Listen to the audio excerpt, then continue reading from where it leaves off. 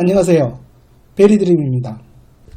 요즘은 블루베리 농가뿐만이 아니고 과수를 재배하시는 농가들이 겨울철 전쟁을 위해서 바쁜 하루를 지내고들 계실 것이라고 생각됩니다.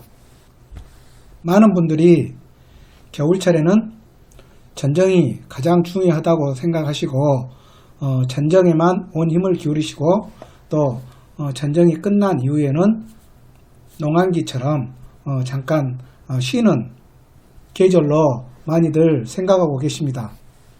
그런데 실질적으로 과수와 블루베리는 겨울철 이 시기에 어떻게 관리하느냐에 따라서 봄과 수확기를 맞아서 어떤 과일이 생산되는지 최종적으로 결정이 나는 시기이기도 합니다. 그래서 겨울철 이 시기에 2월 말 또는 3월 초까지의 관리가 아주 중요하다고 할 수가 있습니다. 그래서 오늘은 겨울철 어떤 관리를 어떻게 해 주어야 블루베리가 수확 시기를 맞아서 정말 좋은 품질의 과일을 생산을 하고 또 블루베리 나무 자체 성장세가 확연히 달라지게 할 수 있는가에 대해서 몇 가지 사항을 나누어서 말씀드리려고 합니다. 그러면 오늘은 제가 여러분들에게 겨울철 블루베리 성장을 위해서 어떤 관리를 해줘야 되고 또 우리가 정말 잘못 알고 시행하고 있는 겨울철 수분 관리는 어떻게 해야 올바른 수분 관리가 되고 그 수분 관리를 잘못했을 때 어떤 피해들이 발생하는지에 대해서도 자세히 알아보는 시간을 갖도록 하겠습니다. 그리고 오늘은 영상의 중간 부분에서도 계속해서 한 가지 주제가 아닌 꼭 중요한 사항을 팁으로 말씀을 드리려고 하는데요. 예를 들어서 겨울철 풀관리를 어떻게 해야 올바른 풀관리가 되고 또 그로 인해서 어떤 효과들이 나는지에 대해서 자세히 중간중간마다도 설명을 드리려고 합니다. 오늘 이 영상을 보시고 꼭 겨울철 농한기에 쉬는 것만 하지 마시고 정말 중요한 겨울철 관리를 꼭 신경 써서 해 주셔서 수확 시기에 정말 좋은 품질의 과일을 생산하셨으면 합니다. 구독과 좋아요 그리고 알람 설정까지 여러분들의 많은 응원 부탁드리겠습니다. 그러면 겨울철 블루베리 성장을 위해서 너무나도 중요한 토양 온도 관리와 또 그동안 잘못 알고 있어서 잘못 시행하고 있던 수분 관리에 대해서 중점적으로 알아보도록 하겠는데요. 먼저 토양 온도에 대해서 알아보도록 하겠습니다. 겨울철 토양의 온도는 낮과 밤에 각각 그 차이를 보이는데요. 낮에는 햇볕으로 인해서 온도가 상승을 하고 있으나 밤에는 온도를 유지를 해줄 매개체가 없어지기 때문에 온도 자체가 급격히 떨어지는 것을 알 수가 있습니다. 겨울철 토양의 온도는 외부 기온의 영향을 크게 받지 않아서 올라가지도 떨어지지도 잘 않는데요.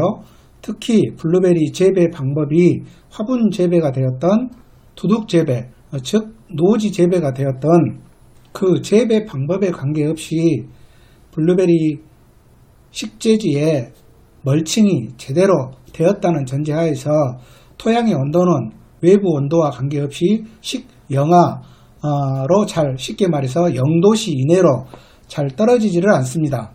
멀칭에 대해서는 제가 전에 멀칭편을 마련한 영상을 참고를 하시면 도움이 될 것 같습니다.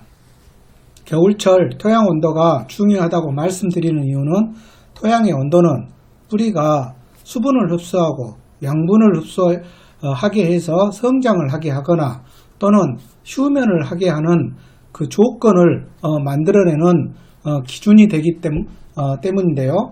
블루베리나 일반 과수에 있어서 토양의 온도 5도씨는 아주 중요한 의미를 갖는데요. 그 이하가 되면 성장을 멈추게 되고 그 이상이 되면 뿌리는 수분과 양분을 흡수하기를 시작해서 나무의 성장을 유도하기 때문입니다. 블루베리에 있어서 내동성은 그 강한 정도의 순서는 가지, 그리고 꽃눈, 그리고 마지막으로 뿌리인데요. 토양의 온도가 0도씨 이상으로 관리하는 것이 아주 중요합니다. 왜냐하면 겨울철 뿌리가 손상을 받는 온도는 영하 7도에서 영하 9도쯤 되는데요. 겨울철에 뿌리가 손상되지 않는 토양의 온도를 유지시켜 주어서 관리를 하는 게 무엇보다 중요하다고 할 수 있습니다. 왜냐하면 뿌리는 해마다 생장을 지속적으로 하는 식물인 먹본 식물이기 때문에 휴면 자체를 하지 않기 때문입니다. 또 하나 중요한 사실은 토양은 열 저장 용량이 아주 크기 때문에 낮 동안에 햇볕으로 인해서 많은 열을 저장해 두었다가 이 저장된 열을 추운 겨울밤에 따뜻한 공기로 환원시켜주는 역할을 하지요.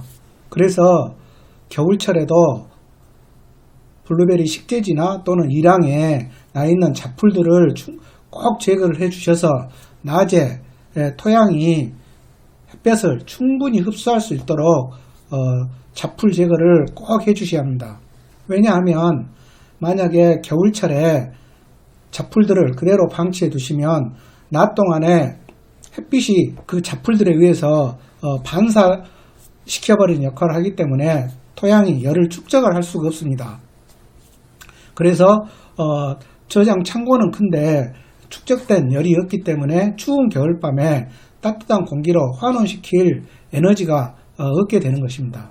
그래서 이렇게 겨울철에도 토양의 관리를 적정한 유지를 시켜주시면 뿌리는 얼마든지 수분 활동과 양분 활동을 해서 블루베리 나무와 또는 블루베리 꽃눈에 충분한 양분을 또 수분을 보내는 성장을 지속적으로 하는 시기이기도 합니다. 그런데 토양 온도가 적정하지 유지가 되지 않는 블루베리 농장에서는 이러한 활동을 하지 않기 때문에 이듬해 봄에 과일을 크게 만들고 당분을 올리는 이렇게 활동을 하는데 에너지가 많이 부족하겠죠. 그러면 두 가지 경우에서 겨울철 관리를 잘한 농장이 훨씬 더 좋은 품질의 과일을 생산할 수 있게 되는 것입니다.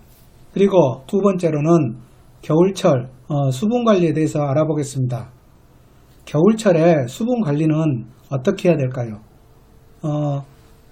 흔히 많은 농가분들이 겨울철은 봄이나 가을처럼 물 관리에 크게 신경을 쓰지 않아도 되는 것으로 알고 또 그렇게 물을 관수하는 것에 큰 신경을 안 쓰는 것을 많이 볼 수가 있습니다. 그러면 겨울철에 토양에 수분이 부족했을 때 어떤 피해 상황들이 나오는지 자세히 알아보도록 하겠습니다. 먼저 토양에 수분이 부족하게 되면 겨울철에 동해 피해를 유발하게 됩니다.